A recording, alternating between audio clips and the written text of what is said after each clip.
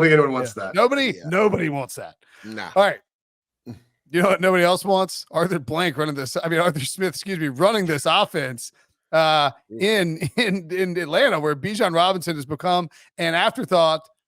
Let's play a little game of read between the lines of the Brady Quinn special.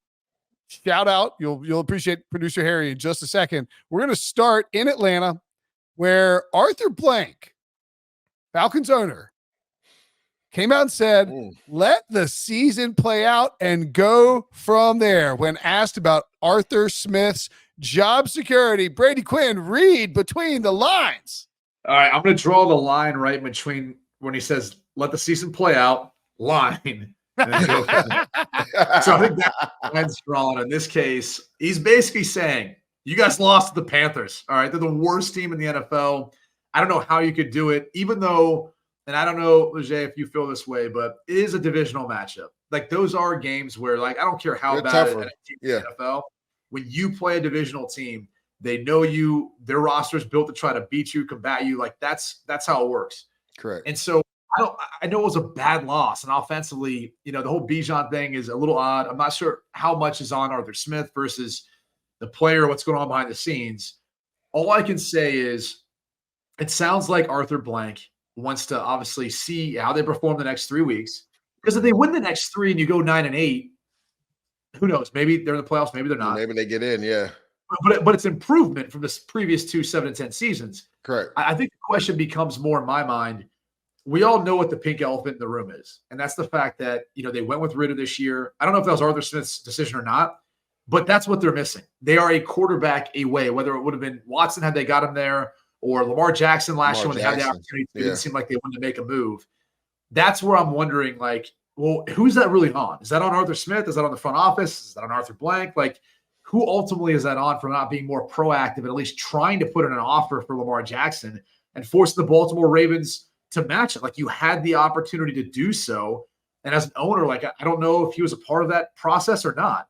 And so that's where really more I know we're reading between the lines where it sounds like, hey, better win these 3 games, you're out. But I also think there's a much more nuanced conversation here. I mean, in regards to that, Brady, I actually vividly remember, I think, Arthur Blank coming out, and it was so weird, right, during that time when the Ravens decided to hit Lamar with that tag.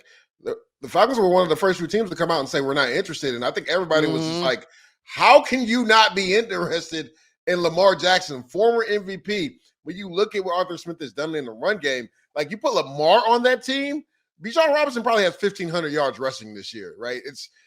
And then when you talk about, Brady, going back to Desmond Ridder, right? Because it's been a quarterback carousel where they go Heineke, Ridder, back to Heineke. Like, and Brady, you know this, when you do that, you're essentially just trying to find a spark in between the season. Right. You don't really feel like you have a solid guy that you can really build the offense around. So to me, when you look at Arthur Smith, and I said this in the beginning of the year, I think me and B-Mac were doing a segment, and he thought, Pitts was going to have a breakout year. And I was like, I don't trust that Arthur Smith can draw plays up for Kyle Pitts because he hasn't done it to this point. And when you look at this year, Kyle Pitts still has struggled to get the ball effectively in that offense, which I don't understand how you have a 6'4" unicorn that's 230 pounds at tight end that can catch anything that you're having a hard time getting him the ball. Then you double down and get Bijan Robinson and you're struggling getting him the ball. So to your point, Brady, right, when you look at those first couple words from Arthur Blank saying, we'll let the season play out, usually as a coach, you want that voice of confidence, right, in that last couple of weeks where the coach says, we're going to give him one more opportunity. But when you lose to the Panthers, like you said, even though it is a divisional game and they are so bad, I think Arthur Blank sits back and looks at the talent on his team and just realizes that Arthur Smith is not getting the best out of the current players on this roster. Would not be surprised if this is the end of the Arthur Smith era and the Falcons. And I'm going to double down. I don't like to say anybody's going to lose their job, but I don't see Arthur Smith being the coach after this year. I think you could have made the case. I mean, obviously Frank Reich got fired, so you really only need 3 more. But I mean, it wouldn't shock me if any of the NFC South teams fired their head coach this offseason and moved on. Yeah. I mean, and it's a week-to-week proposition on who has the best job security. Before last week, you would have said Arthur Smith because they get to go to Carolina, play a terrible Panthers team. You think you win that game. And I think a couple of factors in here too, if you're Arthur Blank. One, there's no way that there aren't. I mean, I assume like these owners have side texts where they're like laughing about David Tepper and the disaster he's created. If you're in the NFC South, like if I'm Arthur Blank, I'm texting the Glazers and Gail Benson being like, LMAO.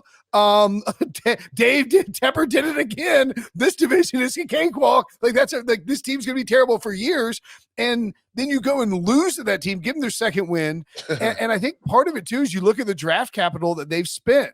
The 4th overall pick 3 years ago on Kyle Pitts. Yeah. Justin Fields was available. Micah Parsons was available, and Kyle Pitts is awesome. But like Patrick Surtain, Devonta Smith, Jalen Waddle, Jamar Chase. I mean, Rashawn Slater. I'm not saying that they like desperately need all these guys, but that just players that were available. Then Drake London with the 8th overall pick. Now there wasn't a quarterback there that you want. Drake London's been good. It's just like you're not really using him the way that you should. And then again with the 8th overall pick, Bijan Robinson, and Bijan has flashed at times, but Jahmyr Gibbs has had a better rookie season. Jalen Carter has been a dominant defensive player. And I'm not saying that Bijan was a bad pick. It's just like you spent 3 top 8 picks on wide receiver, on a tight end, a wide receiver, and a running back, and your offense stinks. Yeah. Like, And I think that's the issue, right? When you look at it, and to me, it's not a personnel issue; it's a coaching issue. Yeah. And the funny thing is, you brought up a really good point, Will. Right? When you talk about the owners maybe in the NFC South texting each other, I've heard rumors that Todd Bowles is on the hot seat, which baffles me, right? Because Brady, nobody gave this team a chance at all to be in the position that they're in, and if they go ahead and win Sunday, I believe they got the Jacksonville Jaguars, if I'm not mistaken, at home. Like they're going to be in the front seat to win that division, right? So talking about potentially firing a coach who just lost the GOAT at quarterback. You bring in Baker Mayfield, and the fact that they're even competitive, right? He should keep his job for another year just because of that, right? And then dealing with Devin White on the defensive side where he's been disgruntled. They had to make him a healthy scratch because he didn't want to split time with another linebacker this past week. Like for Bowles to keep that team together and for Baker Mayfield to go into Green Bay and have a perfect passer rating, like talking about firing Bowles, he should be up for coach of the year because of what he's done in Tampa Bay. Like it's ridiculous. And I think when you also talk about what David Tepper has done, Brady, you mentioned this a few weeks ago. As a owner, you don't want to be in that position where you look like you're running a circus, right? Because we talked about it. It could be up to 8, head coaching jobs available, but you better be for damn sure where you're going to go with that head coaching job. Because like I said, it's a carousel. You don't want to keep hiring the same guys and you end up being in a worse position than you currently are in right now. I think that's the difficulty too that I have with a lot of the turnover rate right now for head coaches in the NFL is you're looking at the guys, I'm going to fire him. It's like, well, hold on a second. Like if I was an NFL owner, if I was a general manager that was in charge of hiring my next head coach, I would write out a list of qualities and things that I'm looking for. And I'd say like, this is what we need. This is where I feel like we need to get to. These are the qualities that I'm looking for in a leader. And I'd go down and I'd make that decision based on the interview process and everything else that we do. Once I hire that coach, okay, obviously I want to work hand in hand and try to give him every opportunity to be the coach that we're hoping he'll be, that he wants to be, that our team, that our players are hoping he'll be, right? But when adversity strikes, I'm not going to rip up that paper and throw it away. Yeah. I'm going to go back and look at it and remind myself, all right, why did I hire this coach? All right. Is he falling in line with the things I thought he would be? Is he falling in line with my impressions of him as far as what he said he was and what he actually is? There's all those things. Because I think too oftentimes they listen to the outside noise narrative, guys like Will Brinson, you just want to fire coaches.